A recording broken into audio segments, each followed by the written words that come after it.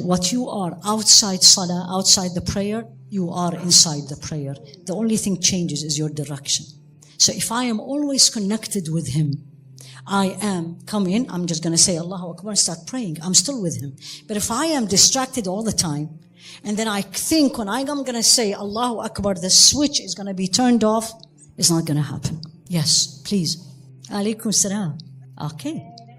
Okay, so did everybody heard the question? Follow the question. How can you focus in your prayer?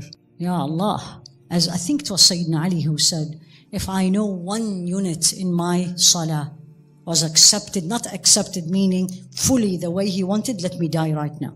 This is very difficult. I wouldn't say impossible, but it's very difficult. One of the most beautiful answer to this question I got from one of my teachers, and he said the following. It was a man actually. He said, what you are outside salah, outside the prayer, you are inside the prayer. The only thing changes is your direction. So if I am always connected with Him, I am come in, I'm just going to say Allahu Akbar and start praying. I'm still with Him. But if I am distracted all the time, and then I think when I'm going to say Allahu Akbar, the switch is going to be turned off, it's not going to happen. That's number one. Practically remove the distractions. Don't pray and the phone is in front of you. And guess what happens? Nobody calls you unless when you start saying Allahu Akbar. Do you have this? Always. Hospitals call me the moment I say Allahu Akbar. I was like, Ya Rabbi. And then don't pray when there is a lot of distractions on the wall, or if you are cooking and the thing in the middle, don't pray. This is actually well known. Either you turn it off or finish and then you go and pray. Preferably turn it off. Yeah. But the idea is remove distractions, ask Allah. What I personally have seen, when I am connected with His book, my prayer is much better.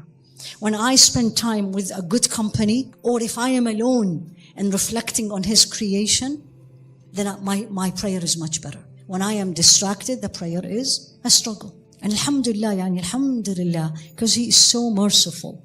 He does not take me accountable about how much concentration I have. Otherwise, we are all gone.